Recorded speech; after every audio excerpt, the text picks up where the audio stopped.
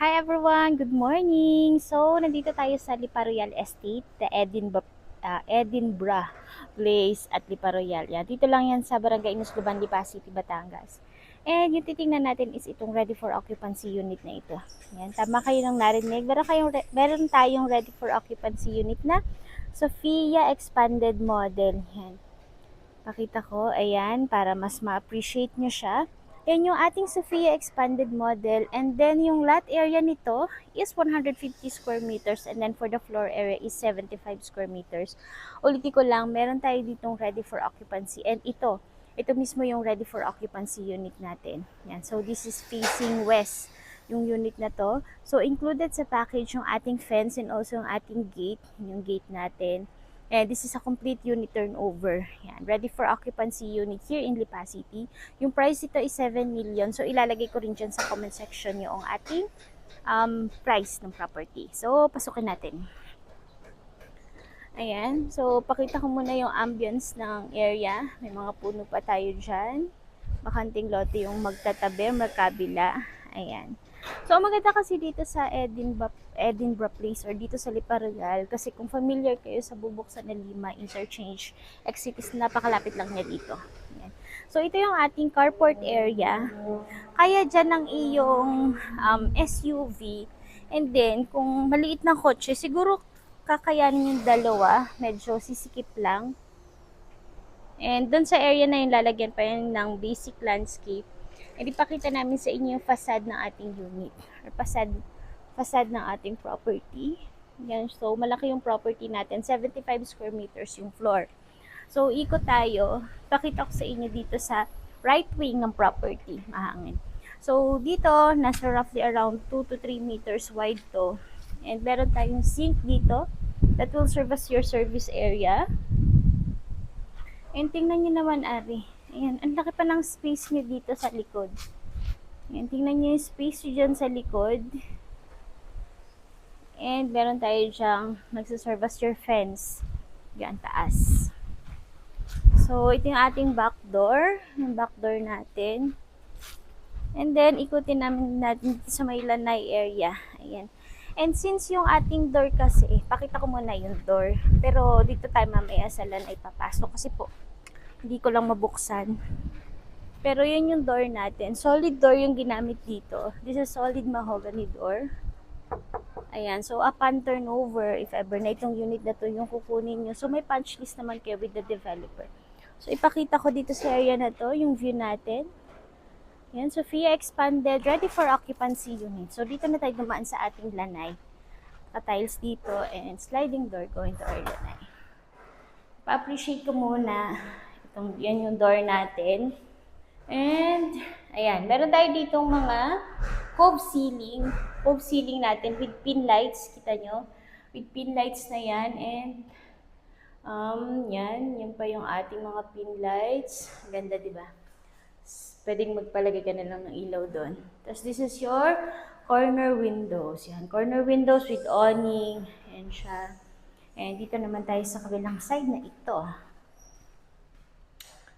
Ayan. Diba ang ganda? So yung tiles natin dito ay 60 by 60. Polished tiles. Polished tiles natin yung mga makikintab. Tapos yun, ito tayo dumaan kanina sa lanay. And yun yung door natin papunta sa back portion or sa likod ng property natin. Diyan tayo galing kanina. Pakita ko sa inyo. Ayan. So, yan. Ulitin ko lang ha. This Sophia Expanded Model is ready for occupancy unit. Yan.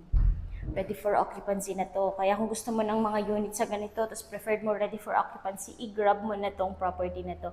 Kasi sa experience namin, pag mga ganitong unit, ang bibilis mabenta, ang bilis sa market. Yan. So, ito yung kitchen area mo. Stainless sink with faucet or gooseneck faucet ka dyan. And yun yung mga cabinets. And by the way, included sa package, isama ko na rin, may kasama itong split type aircon.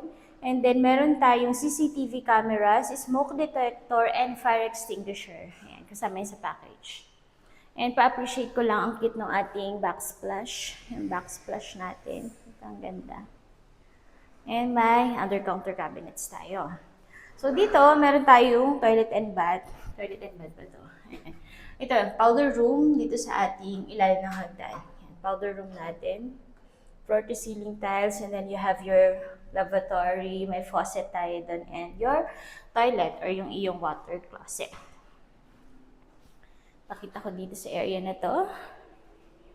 Ayan. So, dun sa ilalim ng hagdan natin, meron pa tayong space doon as your mini storage area. Yan, just sa area na yan. So, nandun yung switch natin para dun sa ating powder room. So, puntahan natin yung ating second floor. So, naka-tiles na rin naman tayo dito with tempered glass and steel railing. Dito tayo. Diba ang ganda? Ang ganda ni Sophia. Ayan. So, dito sa second floor, we have a total of 3 bedrooms. Ayan. Dito tayo. Pakita ko lang. Corner windows natin dyan para sa iyong natural sunlight and everything. So, yung tiles dito sa ground floor is yan na siya. Parang brownish na parang wooden tiles ganun. Eh, hindi ko pala nabanggit. Yan. Tingnan nyo naman yung mga doors natin. Naka-solid door tayo dyan. And yan. Meron tayong cabinet dyan. Included na yan sa package. As well as cove ceiling tayo sa room na ito. May abang ka na doon or outlet ka na in case na magpapa-aircon ka. Alam ko may butas na to. I-check ko nga. Hanapin natin. So, kapag ganan, if ever na magpapalagay ka ng aircon, either split or window type. So, pwede naman natin i-coordinate with that technical thing. So, this is your bedroom number 2.